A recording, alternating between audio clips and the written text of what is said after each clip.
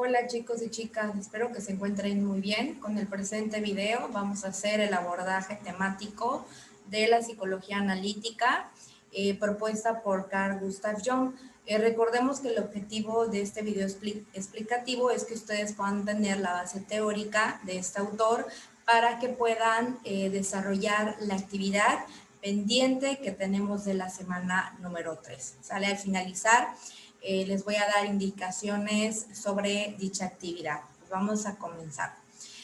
La psicología analítica, como ya les había comentado, parte de Carl Gustav Jung. Carl Gustav Jung es un autor propio del psicoanálisis que fue discípulo de Sigmund Freud y que Sigmund Freud, al ver que tenía pues esta formación, este interés por saber de lo que es el psicoanálisis, lo integra a lo que viene siendo el círculo psicoanalítico de Viena como parte para hacer análisis, para hacer ahora sí que lecturas referente a las diferentes artículos, postulados, teorías que Sigmund Freud había escrito. Lo que diferencia a Carl Gustav Jung de Sigmund Freud es el abordaje, o más bien el análisis, la profundidad de estructura que le da al inconsciente. Y también lo diferencia del yo, es decir, que el inconsciente está dividido en dos, que es el inconsciente colectivo y el inconsciente personal, que estos dos inconscientes son como la teoría o los conceptos que más se apegan a lo que fue la teoría clásica del psicoanálisis, es decir, la teoría propuesta por Sigmund Freud. Jung se separa también, así como lo hizo Adler, de Sigmund Freud al darse cuenta, ¿no?, de que contextualizaba o enfocaba la mayoría de sus teorías en la sexualidad infantil y bueno, prácticamente Jung le da este renombre a la psicología analítica para poder replantear, para poder hacer mención de que también se analiza, se estudia, se estructura la personalidad desde otra perspectiva. Y justamente, de acuerdo a esto que les acabo de comentar, Jung introduce dos conceptos que tal vez son muy cotidianos, que hemos escuchado, pero él es el autor que lo mete a lo que es la parte de la psicología, lo va formando, lo va estructurando. Y estos dos conceptos son el de introversión y extraversión. Estos conceptos aluden a la parte de cómo podemos mostrar nuestra personalidad, nuestras actitudes, nuestros intereses, pasatiempos, creencias, conductas, cómo se va a mostrar en ese entorno social en el cual nos estamos desenvolviendo, estamos interactuando. Entonces, derivado de esto, plantea dos formas, de acuerdo obviamente a la psicología analítica. Y la primera forma de mostrar nuestra personalidad es a partir de la introversión. Estos dos conceptos hacen referencia a una actitud, al comportamiento, a la conducta que vamos a tener, ¿no? Justo como les había comentado. Entonces, la introversión para Jung es esa actitud en la cual las personas prefieren para orientar su personalidad, orientar su conducta, sus creencias básicas o esta estructura básica de su personalidad hacia el interior y que se sienten más seguros, que se sienten más cómodos, resguardando la parte de sus sentimientos y de su intelecto. ¿Esto qué quiere decir? No lo da a conocer no lo muestra. Entonces, lo introvertido quiere decir que esa personalidad solamente la comparto conmigo, hay dificultades para desarrollar o mostrar las habilidades sociales, este tipo de personas o estas personas que tienen esta tendencia de la introversión, son aquellas que conocemos como tímidas, que se les complica esta parte de interactuar con los demás. También dice Jung que se basa más en experiencias subjetivas, es decir, a partir de su propio conocimiento, a partir de lo que cree y siente, puede hacer juicios, puede hacer validaciones, puede crear constructos de lo que le rodea y que de alguna otra forma le ayudan a cubrirle, le ayudan a protegerse. Se abstrae de los sentidos, es decir, por lo regular se le conoce como personas también distraídas, que no toman conciencia, no toman atención a esos estímulos importantes, justamente están desconectados de sus emociones, están desconectados de alguna otra forma de las emociones de los demás, porque solamente es como un interés propio, pero no un interés de egocentrismo ni de egoísmo, sino un interés más de no mostrarse ante esa sociedad o ante ese contexto. Se centran en su desarrollo personal, por lo regular son personas aisladas, que se van a enfocar más a sus metas personales, van a tratar de evitar tener como esas interacciones sociales y van a estar buscando como ese constante involucramiento en actividades que lo alejen de esa convivencia. También está la dificultad para vincularse con el medio, como ya les había comentado, son esas personas que podemos catalogarla como tímidas. Después también Jung habla acerca de la extroversión, que esto es todo lo contrario, y es decir, que esta actitud de la extroversión, una persona extrovertida, su orientación de mostrar su personalidad, sus intereses, sus conductas, es hacia el exterior y se sienten seguros interactuando con los demás, con los objetos. Esas personas son con las que podemos identificar, ¿no? Como los que tienen más alegría, tienen esa chispa para poder relacionarse con las otras personas. Hay está ahora sí que esta facilidad para acoplarse a las diferentes personalidades de los demás, a las exigencias de los demás. Hay como este proceso mucho más adaptativo hacia mostrar sus propias emociones, puede compartirlas, puede escuchar al otro activamente, puede ser empático. Hay un proceso de comunicación colectiva recíproca. ¿Qué quiere decir esto?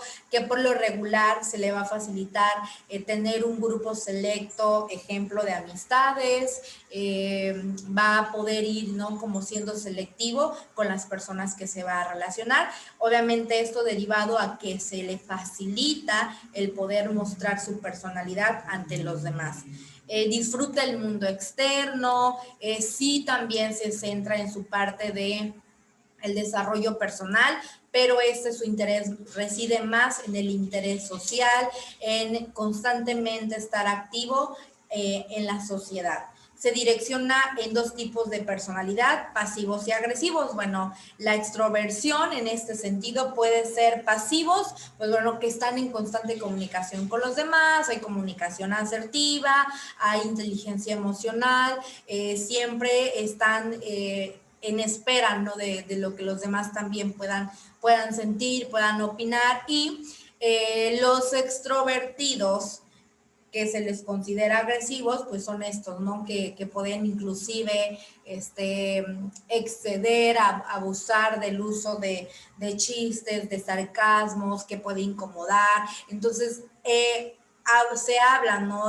Jung habla justamente de cómo podemos mostrarnos ante los demás a partir de también de esas experiencias tempranas, que es lo que rescata de Sigmund Freud, a partir de las costumbres, de las tradiciones, que está relacionado mucho con la parte del inconsciente colectivo. ¿Qué quiere decir esto? De lo que nos van forjando, de esa serie de patrones, ese modelo de comportamiento en el cual vamos observando, y a partir de eso pues vamos creando un constructo de nuestra conducta, y es lo que marca, ¿no? El cómo nos vamos a mostrar. Entonces Jung se da cuenta que para ser personas introvertidas o extrovertidas depende, uno, del nivel de la autoestima de la persona, dos, los rasgos de personalidad, es decir, como esas características, esas cualidades que predominan más en la persona: la timidez, la ansiedad, la seguridad,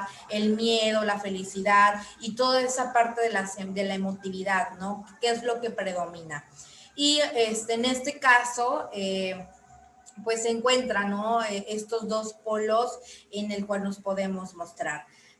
Son dos conceptos que mayormente hemos escuchado en la vida cotidiana, ¿no? Bueno, yo soy una persona introvertida porque se me complican las relaciones sociales, o sea, soy tímida, a la hora de exponer igual se me complica, se me vienen, ¿no? Como que me queda en blanco la mente y todo esto, ¿no? Y la parte de la extroversión, pues son los que vamos a estar viendo constantemente activos, que van a necesitar de mucha activación física, de mucha activación cognitiva, porque les gusta estar en contacto con el entorno de su alrededor, les gusta estar interactuando. Ya ahí ustedes hagan la labor personal de identificar cómo es su tipo de personalidad, cómo la muestran. ¿Son introvertidos o son extrovertidos? Y después viene el punto número 2, que él desarrolla la teoría de los tipos. Y de acuerdo a esto, Jung va clasificando los tipos de personalidad en diferentes esquemas, en diferentes momentos, pero antes de mostrárselos, les voy a como a compartir a qué se refiere.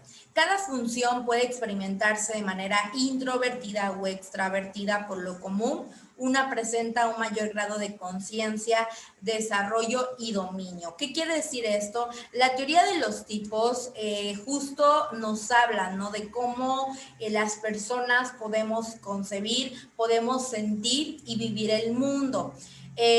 Esto ahora sí que se le conoce, ¿no? Como las diferentes formas de personalidad, las diferentes formas de actitudes, de intereses, de conocimientos, y que de alguna otra forma pues nos va llenando, ¿no? Como de esa identidad social, de esa identidad personal que necesitamos para poder involucrarnos con las demás personas.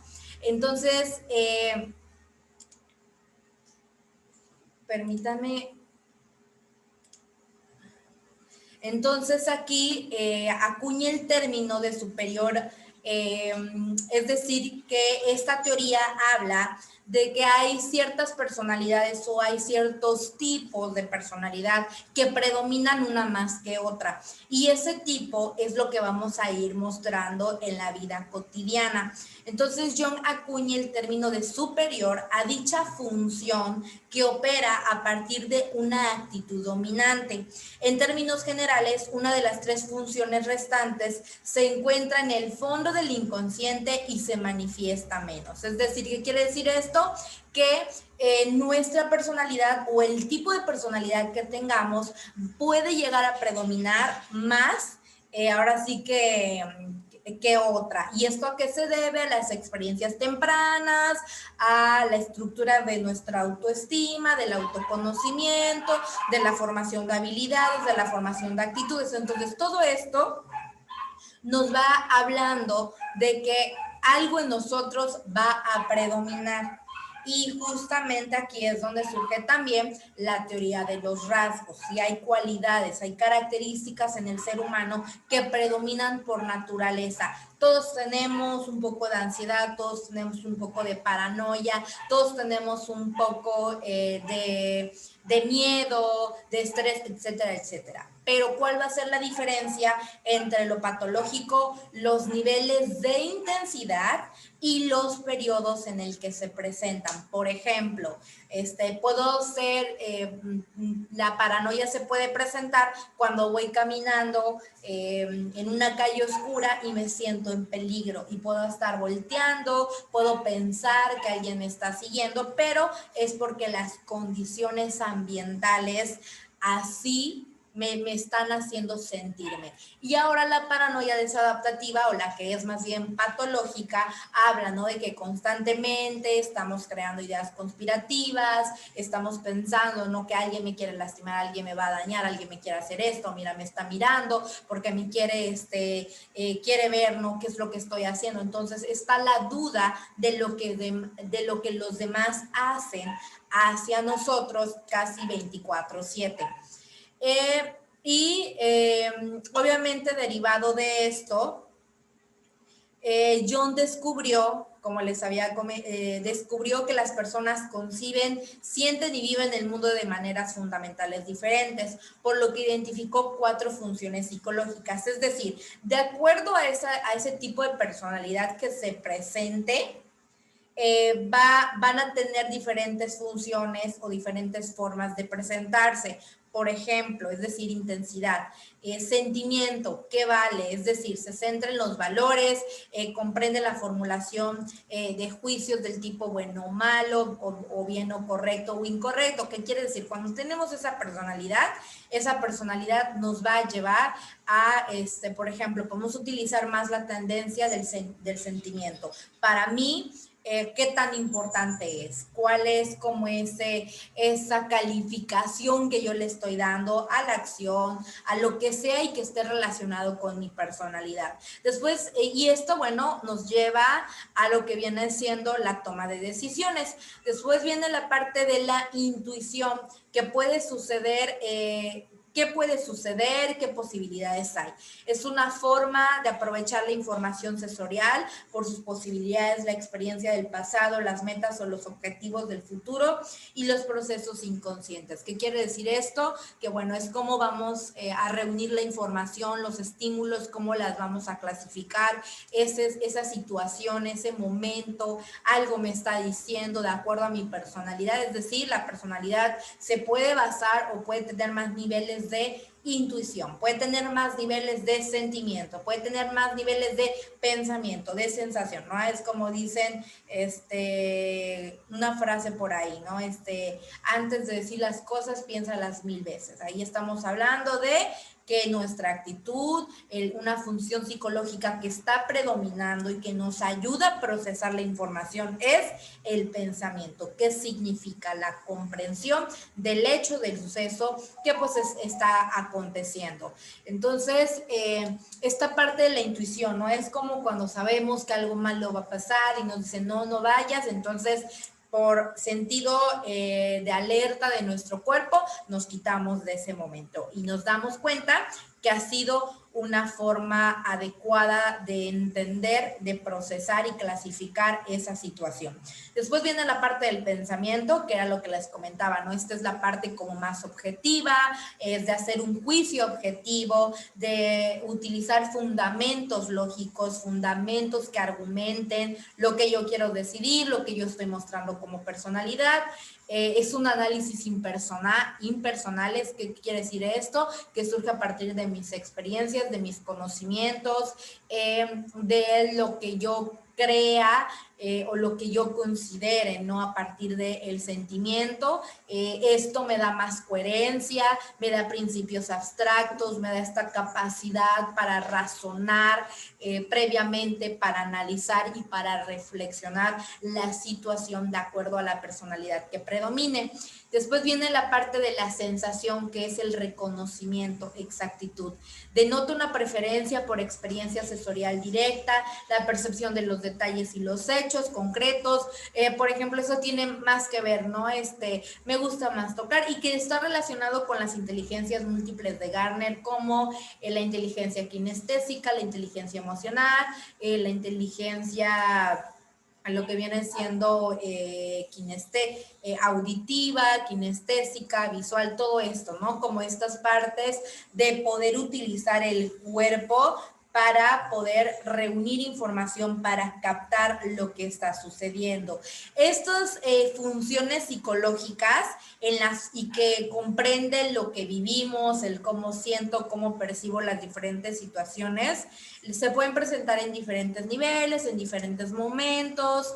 Esto no es algo como que yo diga, bueno, hoy voy a utilizar la intuición y el sentimiento. O sea, recuerden que todo parte de nuestras experiencias, de nuestra personalidad, de cuál sea el polo que utilizamos con mayor frecuencia, es decir, si somos introvertidos o somos extravertidos. Los primeros dos conceptos están relacionados con la teoría de los tipos. Y bueno, a partir de eso, Jung habla acerca de 8 tipos de personalidades. La primera es el pensamiento introvertido, es decir, está la combinación de estas 4 funciones psicológicas que se pueden presentar en muchos niveles, y estos 2 tipos o estas 2 actitudes en las que podemos expresar la personalidad.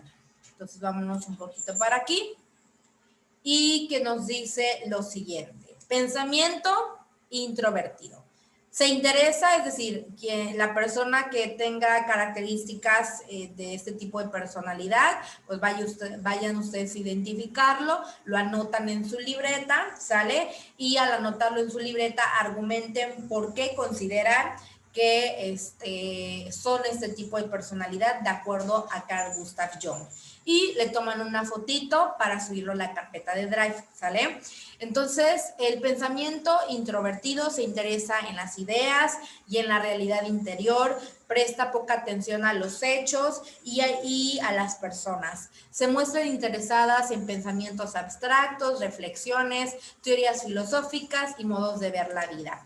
Entonces, recordemos, el pensamiento, que es una función psicológica, nos dice que es objetivo del juicio, valora la coherencia, está en busca de la verdad, es todo esto para la comprensión del suceso, del hecho, de lo que está aconteciendo. Y la parte introvertida, pues quiere decir que ese hecho o eso que piensa, eso que reflexiona para comprenderlo, se lo queda. Es de forma interior, es como un autodiálogo. Después viene el segundo, que es el sentimental introvertido. Es una persona ligeramente reservada, aunque simpática y sociable con amigos cercanos. Tiende a no mostrar su afecto o su apego, aunque no tienen dificultad para crear vínculos afectivos. Entonces, la persona que resida en la parte sentimental, recordamos, nos habla, ¿no?, de ese valor, de ese juicio que estamos haciendo, si es bueno o malo, si es correcto o incorrecto, y esta parte de lo que es lo introvertido, pues bueno, estamos hablando de que prácticamente se queda, ¿no? Esa parte de sentir, de pensarlo, de reflexionar sobre alguna emoción, se queda en nosotros, en nuestro interior. Hay dificultad para expresar emociones, más no quiere decir que no podamos tener algún tipo de vínculo o tener algún tipo de relación social, o relación interpersonal, sino simplemente está el me lo quedo, me lo guardo para mí, eso que estoy viviendo, eso que estoy experimentando en el día a día es para mí, ¿sale?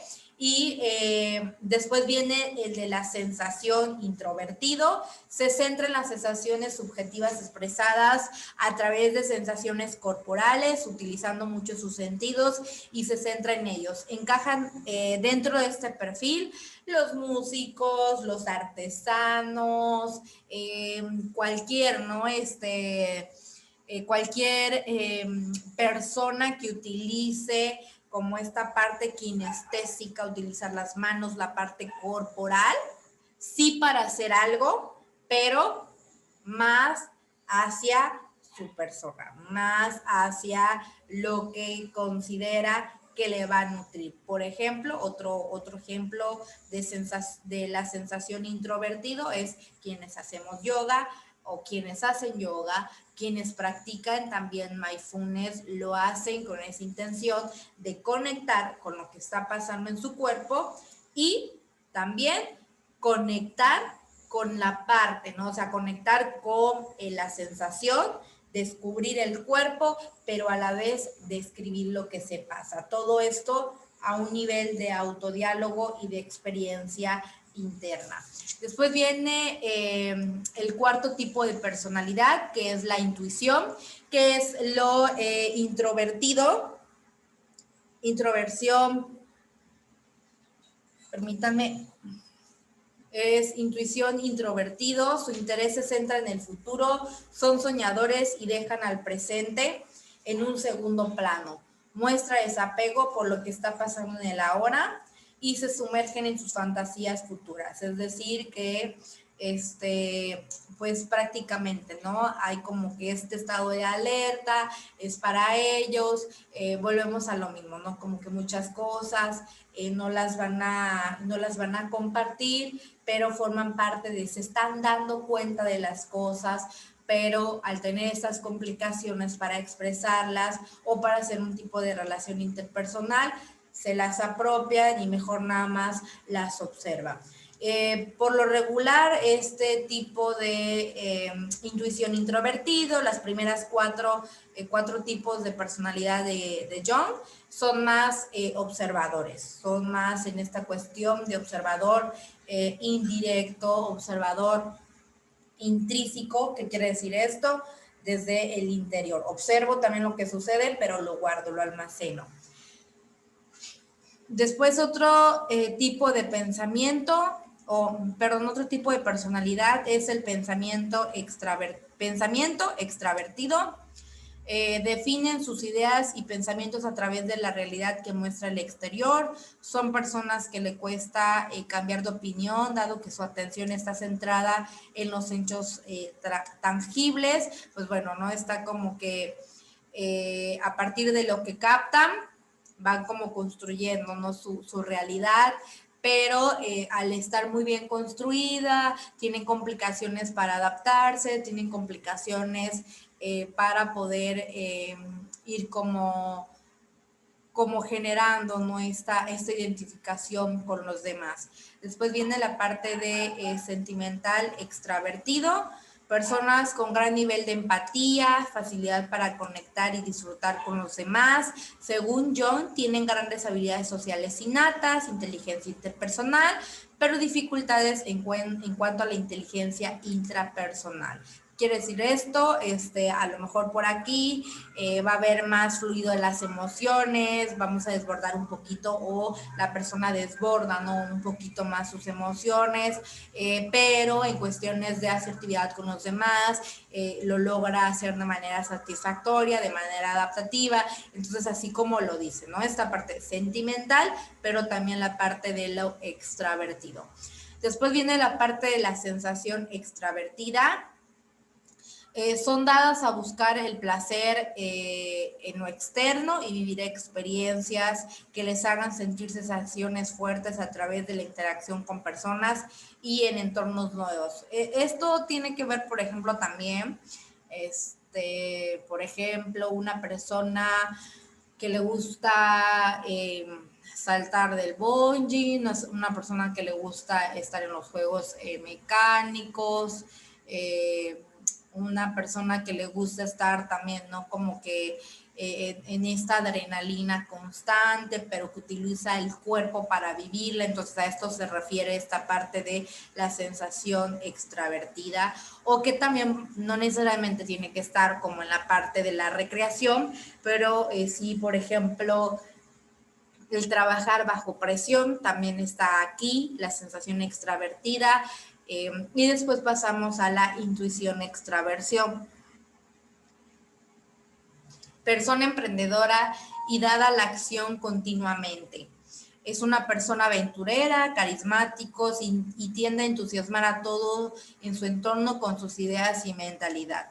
Entonces, bueno, aquí vamos viendo, ¿no?, las diferentes clasificaciones que hace Jung a partir de la personalidad y que es una combinación entre las 4 funciones psicológicas que revisamos hace un momento y en estos 2 tipos de actitudes. La combinación de esto que les acabo de comentar construye un tipo de personalidad.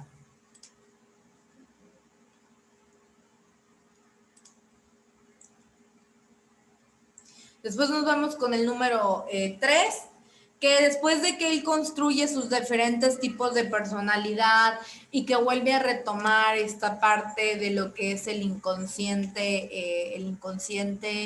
de Sigmund Freud, él replantea, ¿no?, como esta necesidad de descubrir, de analizar lo que hay más allá del inconsciente pulsional, es decir, que resguarda, que almacena recuerdos, que almacena vivencias, traumas, que reconstruye sueños, sino también de hacer un inconsciente más allá, ¿no? Esta teoría de la psicología analítica habla también del entorno social, tiene una cuestión de un proceso psicosocial, es decir, de lo que yo observo de los demás, también sucede algo en mi interior, lo voy interiorizando, me voy apropiando de todo eso, ¿no?, que se construye en la sociedad y para la sociedad, para también construir mi personalidad, o si ya está por lo menos estructurada, irla solidificando, irla ahora sí que compenetrando mucho más. Es el primer concepto que hace referencia, les comparto. Jung habla del inconsciente, pero en 2 tipos. El primero es el inconsciente personal, que según Jung, el inconsciente personal es todo aquel que opera como el almacén de todo lo que ha sucedido al individuo. Todo este material consciente previo en la actualidad no se encuentra disponible en la mente consciente, por lo que ha sido olvidado o reprimido. Meramente es inconsciente personal, habla del inconsciente de Sigmund Freud, el original, del que conocemos, el que ya les expliqué y que ustedes han leído y han hecho un par de ejercicios. Es inconsciente personal, pues prácticamente, ¿no? Es como lo personal, hace referencia al yo como instancia psíquica, como esa instancia autorreguladora entre el ello y super yo, para justamente hacer la toma de decisiones, mostrar la actitud, mostrar el tipo de personalidad de acuerdo a lo propuesto por Jung. Entonces ese prácticamente es como lo que más se apega, ¿no?, más se acerca a lo que es el inconsciente de Sigmund Freud.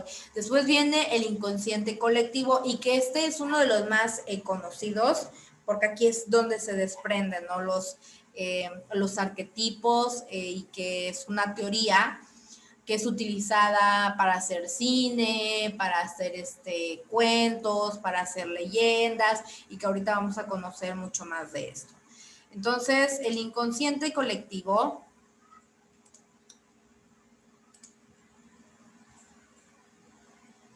Jung lo define como ese modo de reproducir actos, sucesos, ideas, ritos que desde tiempos ancestrales los seres humanos repiten, sin que tengan conciencia de que se trata de arquetipos similares en todos los tiempos y culturas del mundo.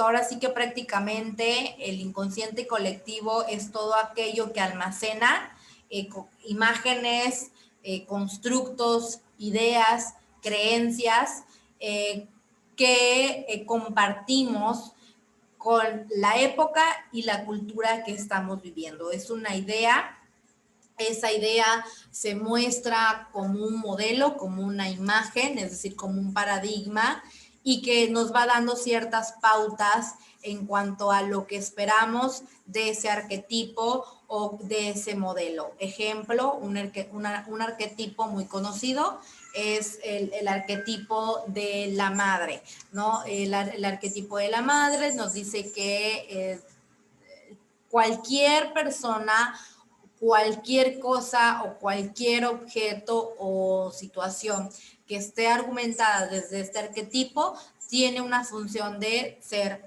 protectora, de ser quien cumpla, ¿no? Como este rol de amor, con este rol de ahora sí que de protección, de cuidado, de cubrir las primeras necesidades básicas del niño.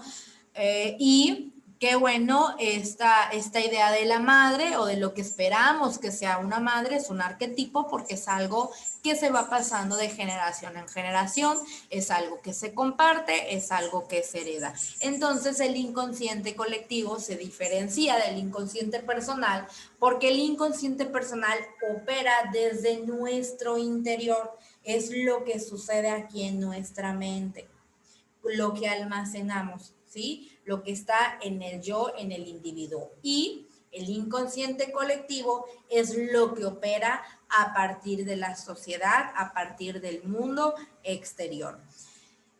Su contenido e imágenes parecen compartidos por todas las épocas y todas las culturas. Se postula que el recién nacido posee ya una estructura que determina y conforma su crecimiento y la interacción ulterior con el entorno. ¿Esto qué quiere decir? Que se nos hereda y hay una predisposición para actuar, algo que todos tenemos en común sin saber por qué. Es universal, por ejemplo, como Dios, la tierra, el agua, etcétera. Es decir, para que podamos decir que una idea, una creencia o algo es del inconsciente colectivo, tiene que ser universal. Todos lo tenemos que conocer, todos debemos de saberlo. Ojo, el hecho de que diga que es universal no quiere decir que lo que conocemos como cultura en México tenga necesariamente que ser conocido en Estados Unidos, sino que es propio del lugar, del entorno, del ambiente en el que me encuentro. Y para esto, a ver, permítanme. Y para esto, para que quede mucho más claro, vamos a hacer mención, ¿no? De qué es un arquetipo.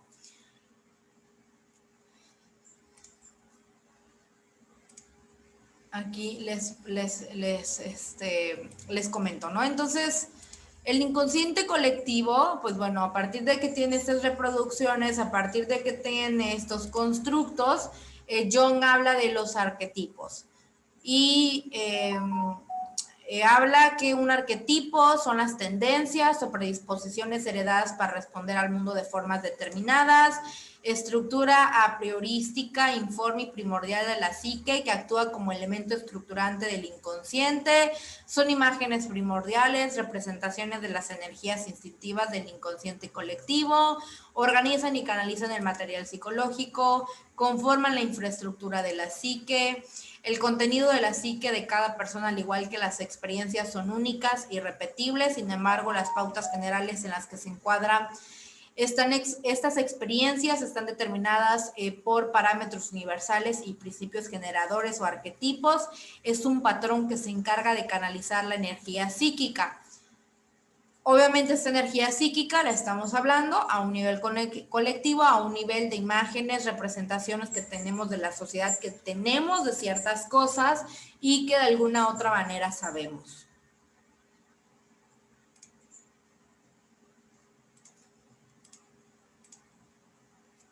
Y bueno, aquí un diagrama para que quede mucho más claro cómo se relaciona el inconsciente y el inconsciente individual, el inconsciente colectivo.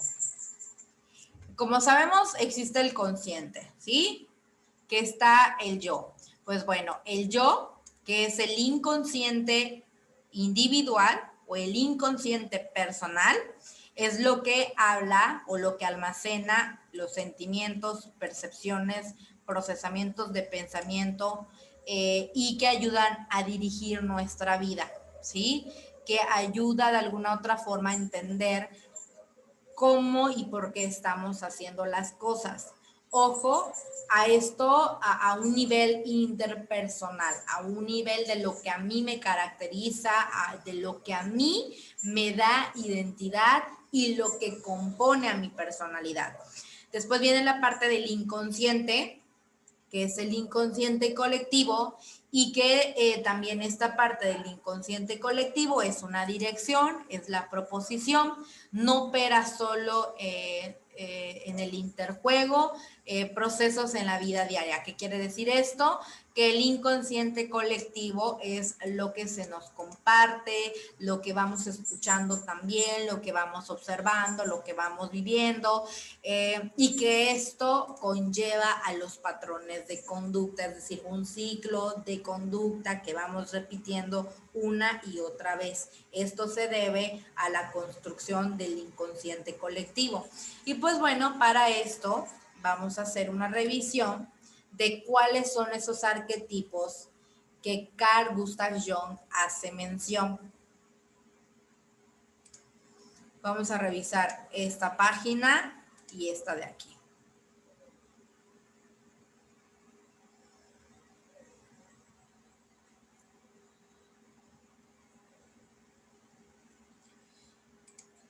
Bueno, entonces vamos a leer un poquito esto, ¿sale?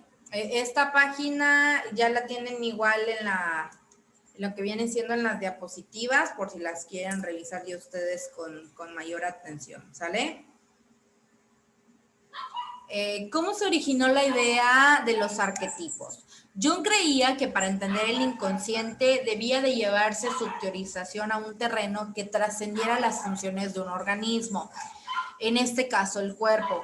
Por eso, desde la teoría de Carl Jung se entiende lo inconsciente que habita en nosotros como una composición de aspectos individuales y colectivos, es decir, que lo inconsciente lo retoma de Sigmund Freud, pero le da una característica particular desde su psicología analítica para entender que no nada más opera lo que es de mis experiencias tempranas personales, sino también de mis experiencias tempranas sociales, cómo yo voy interactuando con los demás, lo que yo muestro, lo que en el día a día me sucede con los demás, es la forma en la que también se va a ir construyendo eso inconsciente, eso que a veces olvido. ¿Por qué?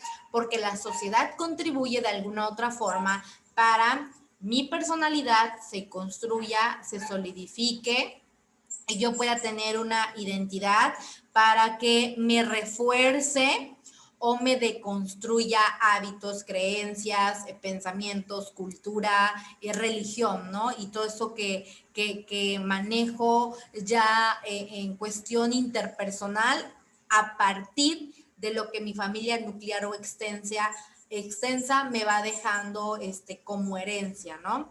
Entonces, esta parte secreta de nuestra mente tiene, por así decirlo, un componente heredado culturalmente, una matriz mental que da forma a nuestra manera de percibir e interpretar las experiencias que nos ocurren como individuos. Los arquetipos y el inconsciente colectivo. Entonces aquí les voy a leer, ¿no? Como para que quede mucho más claro. Los arquetipos son las formas que le es dada algunas experiencias y recuerdos de nuestros primeros antepasados, según Jung. Esto implica que no nos desarrollamos de manera aislada al resto de la sociedad, sino que en el contexto cultural nos influye en lo más íntimo, transmitiéndonos esquemas de pensamientos y de experimentación de la realidad que son heredados. Sin embargo, si centramos la mirada en el individuo, los arquetipos pasan a ser patrones emocionales y de conducta que tallan nuestra manera de procesar sensaciones, imágenes y percepciones como un todo con sentido.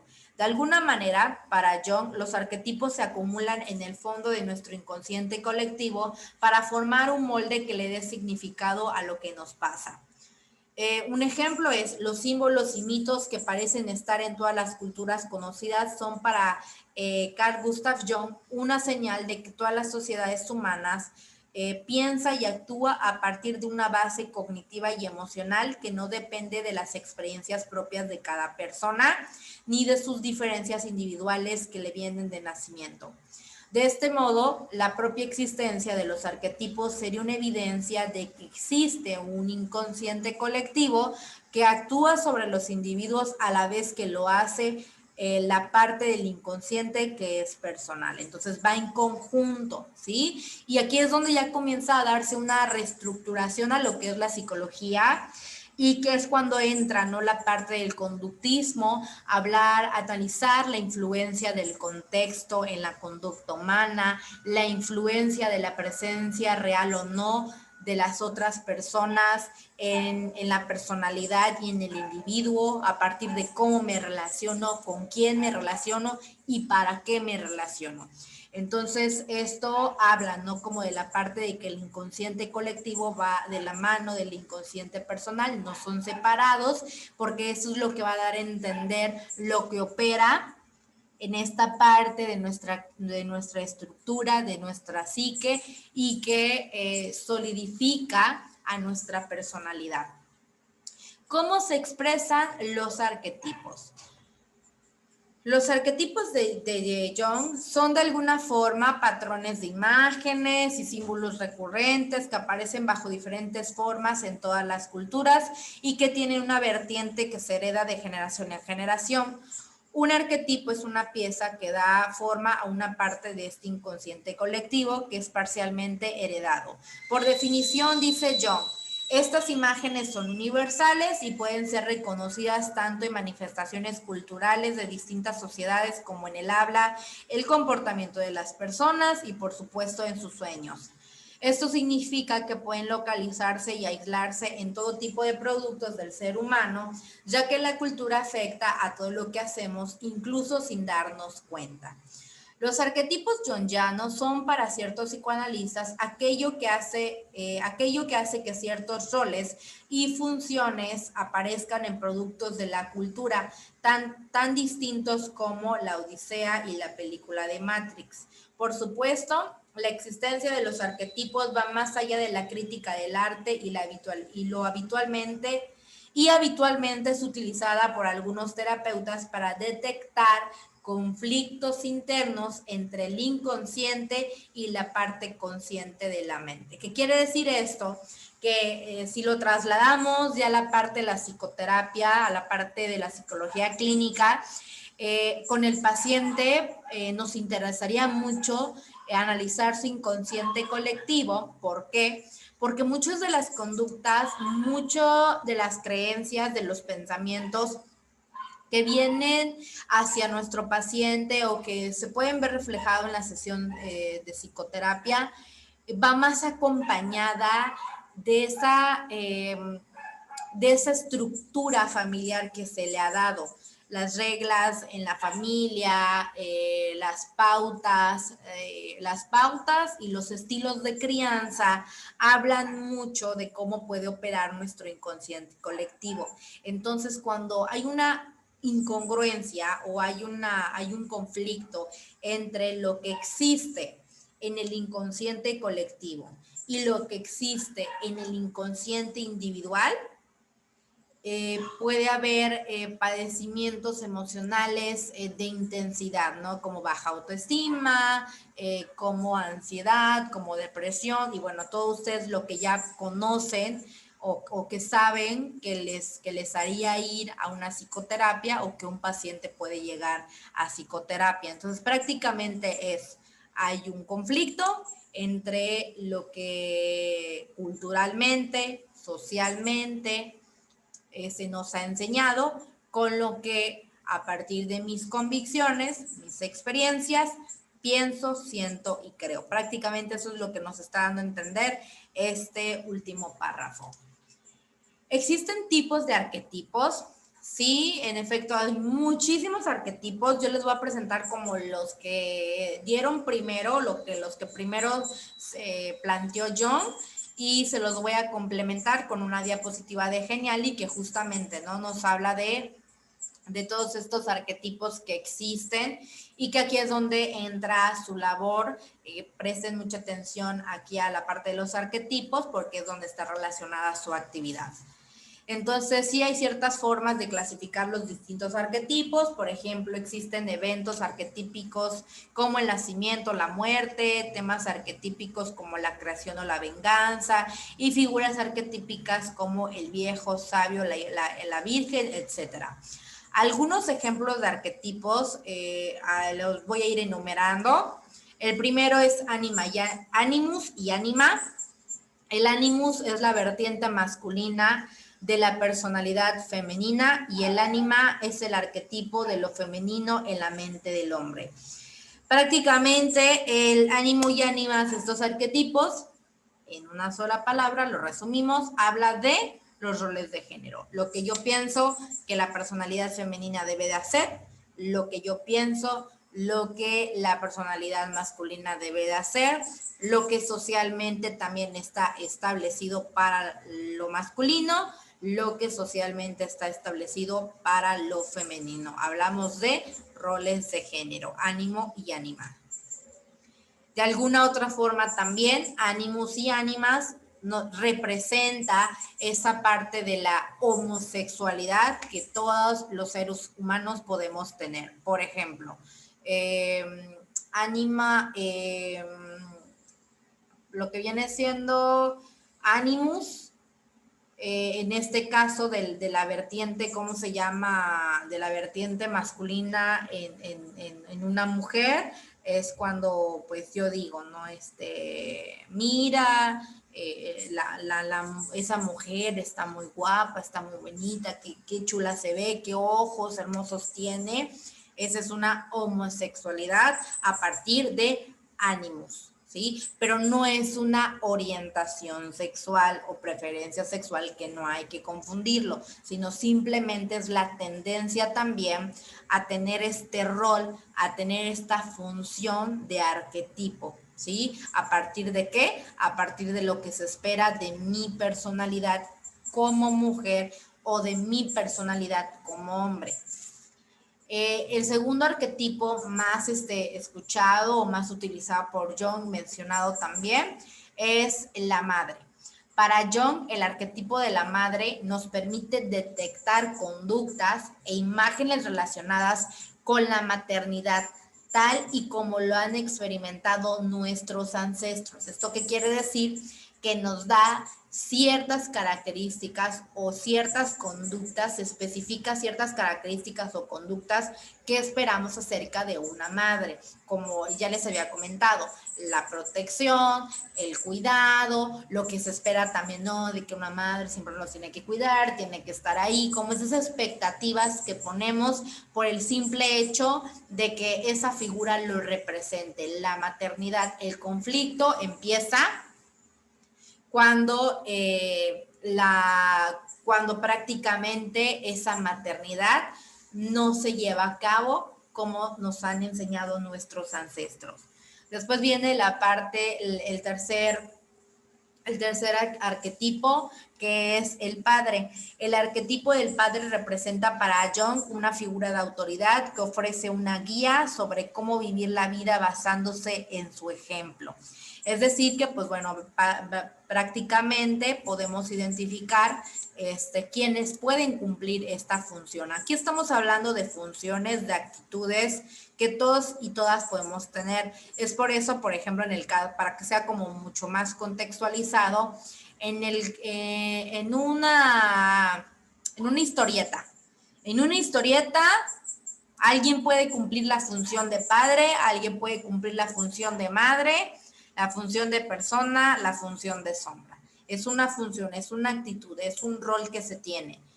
No se habla propio como de padre biológico o madre biológica, no, es de una función, de una actitud. Cumplimos ese rol de acuerdo a estas características que les estoy presentando. El número 4 es la persona.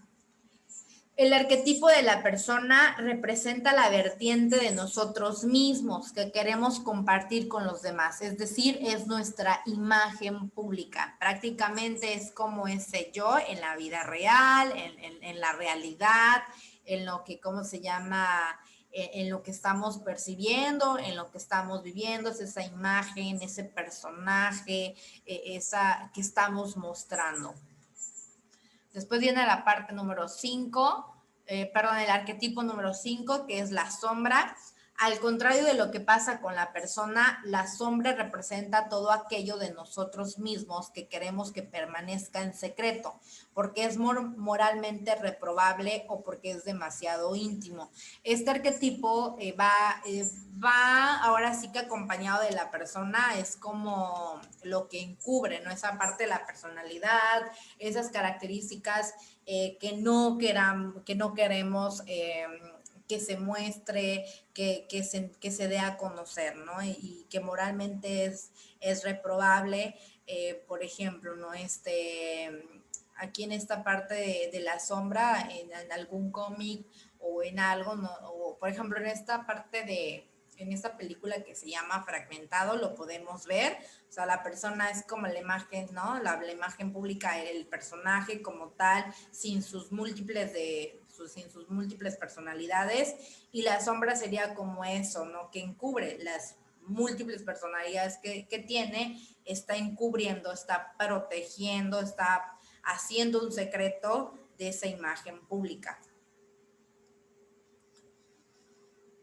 Después, y bueno, para esas dos lo podemos, o sea, como si fuera una lechuguita que le vamos quitando las hojitas para llegar al centro. Así prácticamente funciona la sombra.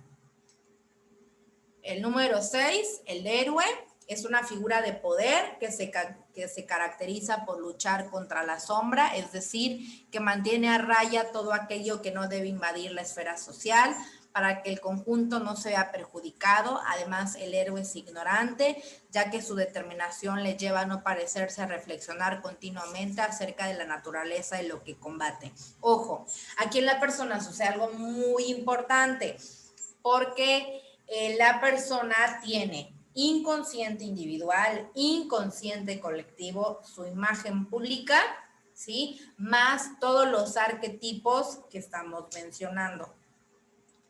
Estos arquetipos se pueden presentar exclusivamente en una persona, en algo o en una situación que cumpla la función que aquí estamos mencionando. Por ejemplo, el héroe no sé, en una situación de conflicto personal, puede ser, no sé, ¿qué ejemplo les puedo manejar? Hay un problema familiar en casa, ¿no? Y para eso necesito, ¿cómo se llama? Irme de viaje. Pero resulta que necesito dinero, necesito esto, Pues bueno, llega alguien o pasa algo que hace que se cumpla el salirme de casa donde estoy teniendo ese conflicto. Entonces, ese algo o ese alguien se convierte en el héroe. ¿Por qué? Porque nos está sacando del problema.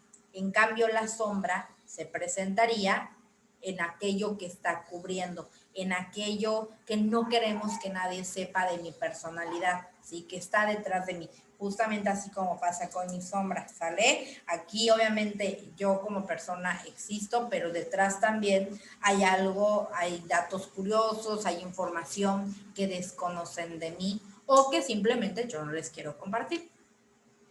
Después viene la parte número 7, que es el sabio. Su papel es relevante, es revelarle al héroe el inconsciente colectivo. De algún modo, el arquetipo que recibe el nombre del sabio arroja luz sobre la senda del héroe. ¿Qué quiere decir esto?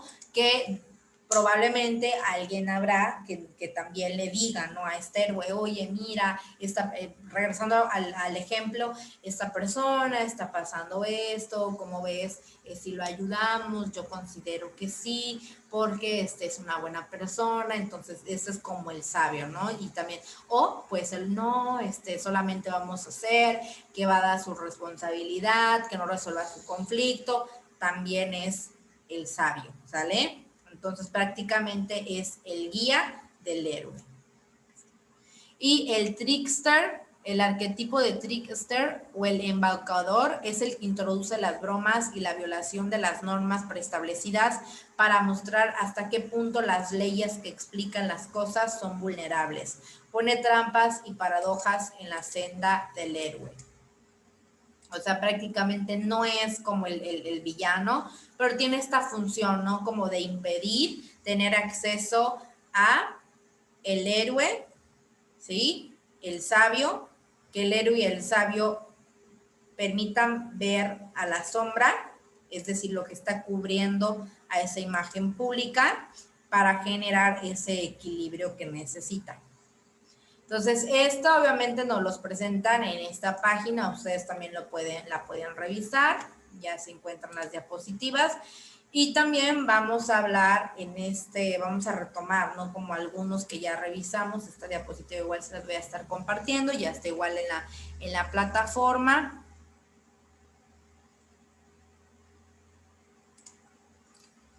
Y permítanme.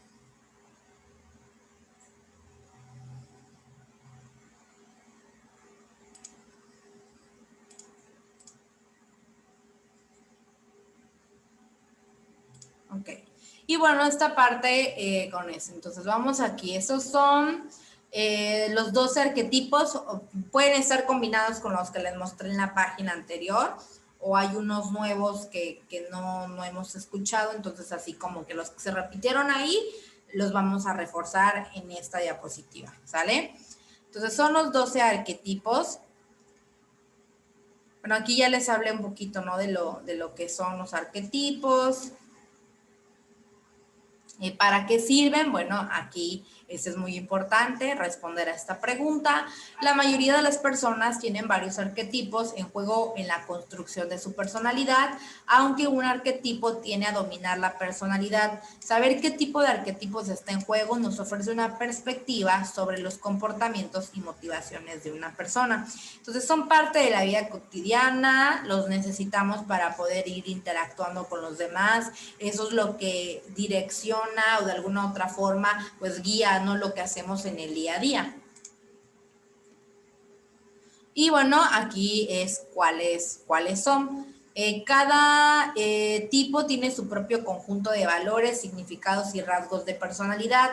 Además, los 12 tipos se dividen en 3 grupos: ego, alma y yo. Es decir, que estos arquetipos también se clasifican de acuerdo a la persona o de acuerdo al inconsciente colectivo o individual, que son propios, ¿no? Como de el ello, yo, el superior. Ejemplo, por así decirlo, que en este caso es algo que también retoma en los tipos de ego, pues prácticamente es el ello, los tipos del yo, el ello de Sigmund Freud, y los tipos de alma, pues bueno, es justamente el super yo, ¿sale? Para tenerlo como más de referencia. Entonces, vámonos con los tipos de ego. El inocente, en un arquetipo, el arquetipo del inocente representa a los ingenuos, a los que tienen falta de experiencia, carecen de profundidad y complejidad. A menudo se muestran vulnerables ante el mundo, pero son felices. Quiere sentirse amado y ser reconocido, a veces por las buenas, a veces por las malas. Su miedo es ser castigado por hacer algo malo o incorrecto, por lo que basa su estrategia en hacer las cosas bien. El inocente también es conocido como utópico, ingenuo, místico, santo, romántico y soñador. O sea, son como las características. El cuidador cree en tratar a los demás como quiere ser tratado, es maternal y protector, su miedo más grande es el egoísmo y la ingratitud, su estrategia es cuidar y proteger a los demás, por lo que su debilidad es caer fácilmente en el martirio y en la explotación. El cuidador es también conocido como el santo, el altruista, el padre y el ayudante. El héroe, pues bueno, ese es el héroe, ¿no? De que revisamos hace un momento. El ego trata de que nuestras necesidades sean satisfechas y el héroe o guerrero es el que se ocupa de ello. El héroe trata de demostrar su valía a través de actos y valerosos, competente y valiente por un lado, pero arrogante y tonto por otro. El héroe siempre está en busca de su próxima batalla, le da bienvenida con los brazos abiertos. Su miedo es la debilidad y la vulnerabilidad. Su meta es ser tan fuerte y competente como sea posible y su debilidad es la arrogancia. El héroe es también conocido como el guerrero, el salvador, el superhéroe, el soldado y el ganador. Después viene el huérfano, es la parte de nosotros que sabe qué cualidades debe esconder y cuáles resaltar para poder encajar con nosotros. Busca sobre todo pasar inadvertido y encajar. Evita situaciones que puedan ser comprometidas o dañinas. Prefiere la seguridad a la aventura. También se le llama como el realista o el buen hijo. Estos son como sus otros nombres que nos podemos encontrar del arquetipo. El explorador.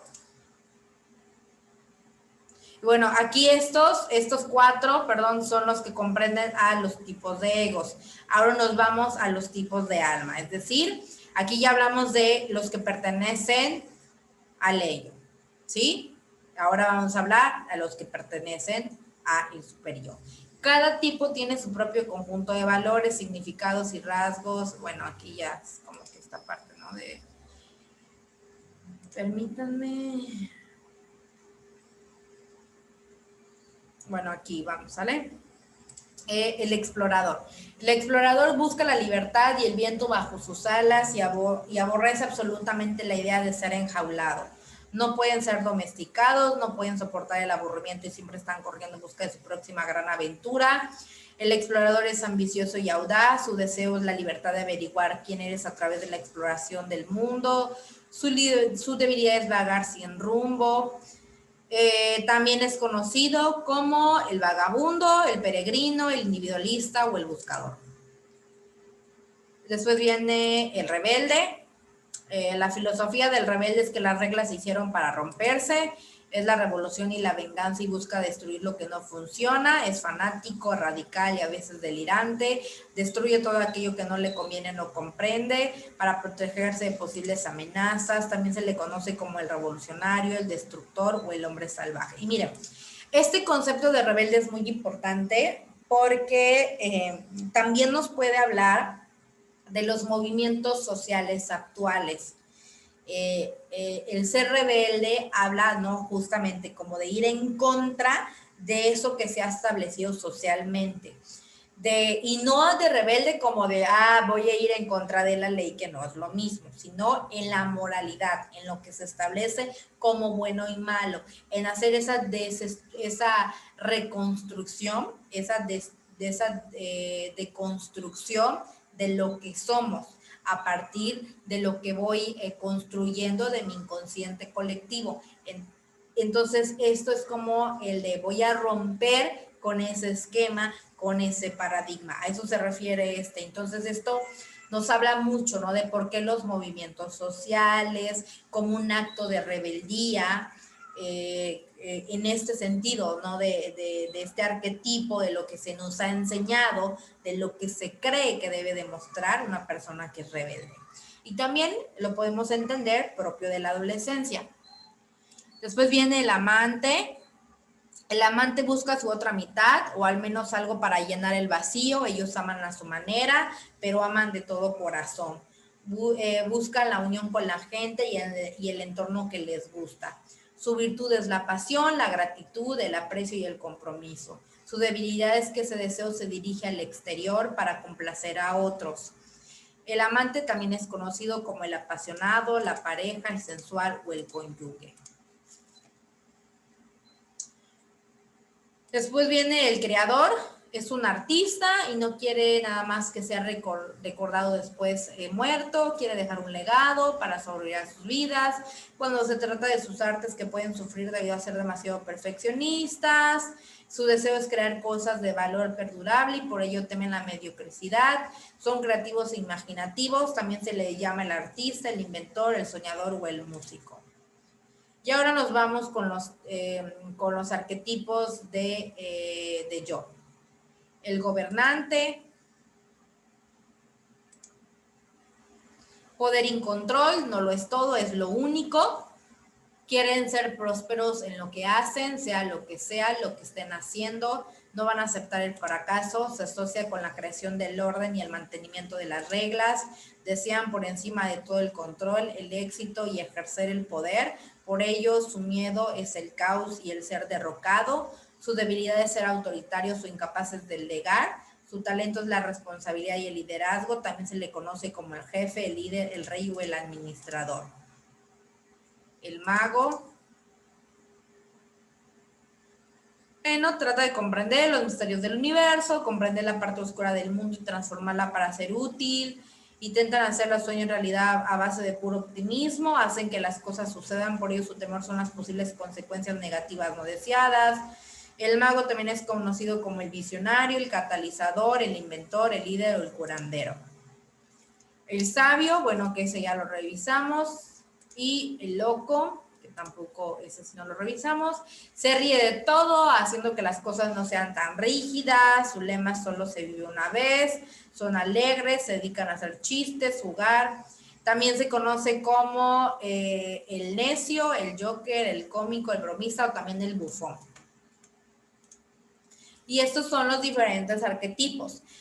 Estos 12 arquetipos, más los otros que revisamos en la página anterior, sí nos van dando como este rol y funciones que podemos tener en los diferentes contextos. Los arquetipos se pueden presentar en la educación, se pueden presentar en el campo organizacional, se pueden presentar en la psicología clínica, se pueden presentar en lo que viene siendo la conducta, en diferentes contextos, en lo que viene siendo en el campo de las relaciones sociales, etcétera, etcétera. Entonces, esto porque se los menciono, ¿cómo sería que los arquetipos se presenten en la parte de lo organizacional, en la empresa? Pues bueno, a lo mejor algún compañero puede cumplir el papel de héroe, ¿no? Que siempre quiere hacerlo todo, que siempre quiere solucionarlo, que siempre, ¿cómo se llama?, busca, ¿no?, como esta parte de estar activo, de resolverlo, de darle las herramientas, de resolver las cosas de otros. Ese es un ejemplo. También, por ejemplo, el rebelde, ¿no? El que dice, no voy a hacer esto por lo otro, porque no me parece adecuado, no es justo, tal. El creador, ¿no? El que siempre va a estar como, mira, se me ocurrió esta idea, voy a compartir, voy a hacer esto, ¿qué les parece? Si hacemos lo otro y que no sé qué. Esa es una forma en la que se puede presentar. El sabio, el que, oigan, miren, el que va a instruir, el que va a enseñar, el que va a acompañar. Ese puede ser un jefe, un líder, el propio director de esa empresa. En el campo de la educación, este rol o este arquetipo lo puede tener uno mismo como docente. Nos podemos encontrar estudiantes que cumplan cada uno de estos roles. Entonces, estos arquetipos pueden estar en cualquier momento, en cualquier contexto de nuestra vida cotidiana. Se los hago mención para que quede mucho más claro lo que espero ustedes logren con la actividad que van a realizar. Pues bueno, entonces esta parte sería, ahora sí que los arquetipos del inconsciente colectivo y su máxima teoría de Carl Gustav Jung. Ahora nos vamos con el punto número 5, que es regresión y progresión. Este es un concepto muy importante también, porque dentro de lo que viene siendo de su psicología analítica, Jung habla justamente de analizar, ¿no?, este concepto y menciona lo siguiente. Jung menciona que el hombre progresa como ser viviente en la medida en que satisface mejor sus necesidades orgánicas, gastará menos energía y tiempo y es capaz de crear mejores y altas funciones culturales. Entonces, él hablaba de que existe dos momentos de la personalidad: avanza o retrocede. ¿Y de qué va a depender? De los diferentes momentos de nuestra vida cotidiana. Por ejemplo, Jung creyó que la personalidad va hacia adelante o hacia atrás. Progresión. Cambio, beneficio, progresión, que es de la personalidad, El cambio beneficia a la personalidad, a las actitudes, a las creencias, avanza, va hacia adelante, va hacia ese crecimiento, a esa búsqueda de una nueva percepción, de una nueva realidad. Y bueno, dice, ¿qué cosa buena puede provenir de la regresión o movimiento hacia atrás? Ahora, regresión lo entiende de Sigmund Freud en su cualidad de regresar a la etapa anterior de desarrollo, pero no puramente así, sino de que nos quedamos, no avanzamos, nos quedamos estancados en ese mismo momento, estamos ahí situados y no estamos viendo la oportunidad de aprendizaje que podemos tener por hacer nuevas cosas. Entonces, él se pregunta, ¿qué cosa puede provenir de la regresión o del movimiento hacia atrás? Muchas veces el sujeto se da cuenta de que obtiene metas regresando a una posición previa, reorientándose y posiblemente encontrando un mejor camino que el primero. ¿Qué quiere decir esto? Que bueno, que justamente esta regresión, para clarificar, es la personalidad se construye hacia adelante, hay avances significativos, hay reestructuración, hay cambios, hay movimientos,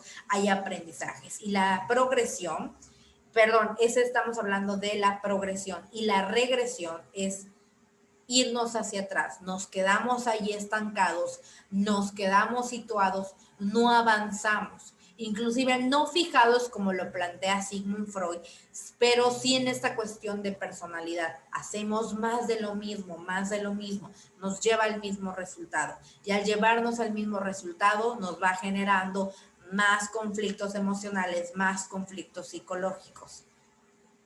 Después viene, ya por último, para finalizar lo que es la psicología analítica, viene la parte de los tipos de energía. Y los tipos de energía, Jung las divide en dos, energía física y energía psíquica. Toda la energía proviene de la libido, esa energía sexual que habla Freud, como todo es ese movimiento, ese impulso que está dentro de nuestro cuerpo, de nuestra psique. Sin embargo, Jung la divide en dos, la física, que prácticamente se da cuando caminamos, cuando ejecutamos algún trabajo muscular. Y la psíquica, que se da en los pensamientos que generamos, los sentimientos y las percepciones. Ambas usan la misma fuente, es decir, hay un conflicto. Y también hay una reciprocidad, que quiere decir un balance entre ambas. Prácticamente, Jung dice que si la energía física está desequilibrada, muy probablemente la energía psíquica también lo estará. Entonces, estas dos líbidos necesitan, ahora sí que fusionarse, unificarse para generar reciprocidad y un balance entre ambas. Y pues bueno, prácticamente esa es lo que viene abarcando la parte de la psicología analítica. Para que finalicemos este video explicativo, les voy a pedir que de acuerdo a lo que hemos trabajado en este video, a lo que ustedes han comprendido, han anotado, también puedan identificar en la plataforma, ¿sí? Sobre todo en la semana número 3. Ahorita se los voy a mostrar.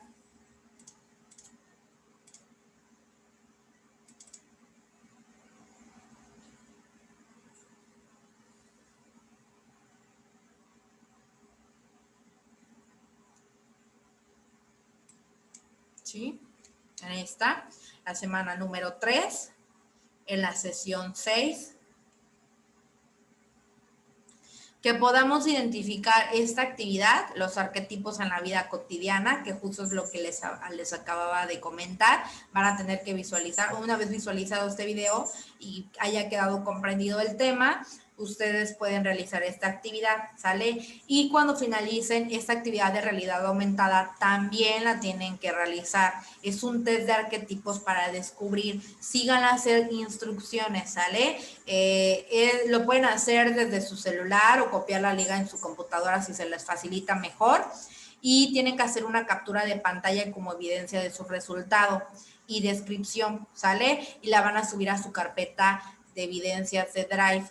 Ojo, esto más obviamente la actividad que les comentaba de los tipos de personalidad, lo van a escribir en su libreta o lo pueden hacer en una hoja de Word, ustedes como se acomoden, en el que identifiquen qué tipo de personalidad son, de acuerdo a la combinación de las funciones psicológicas, que es el sentimiento, la comprensión, ¿cómo se llama? Todo esto del manejo del cuerpo, más introversión o extroversión. Esa es la primera actividad participativa de este video explicativo.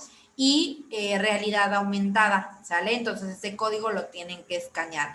Tienen que hacer también la valoración en EVA 360. Por favor, háganla porque también se contempla como actividad, ¿sí? Es un cuestionario breve. Obviamente aquí se les va a contemplar más su participación de realización que haber sacado 10, haber obtenido 9 u 8, ¿no? Eso es como para valorar su aprendizaje, ¿vale?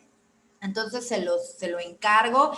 Ya ustedes cualquier duda, cualquier comentario que tengan acerca de la actividad, de los tipos de personalidad de Jung, o de esta actividad 3 de los arquetipos, o de la actividad de realidad aumentada, o de la valoración también, pues bueno, me lo hacen saber, me lo comentan, ¿sí? Entonces, bueno, con esto vamos a dar por finalizado la explicación del tema. Cualquier comentario, cualquier observación, duda que tengan, me pueden mandar un audio, me mandan un mensajito para que yo les pueda resolver de manera inmediata. Nuevamente agradezco su atención, agradezco este tiempo que le van a brindar al video, espero que no quede alguna duda y si queda alguna duda, pues no se preocupen, me lo hacen saber y yo les apoyo, ¿sale? Entonces estamos al pendiente, que tengan bonita tarde, noche o día.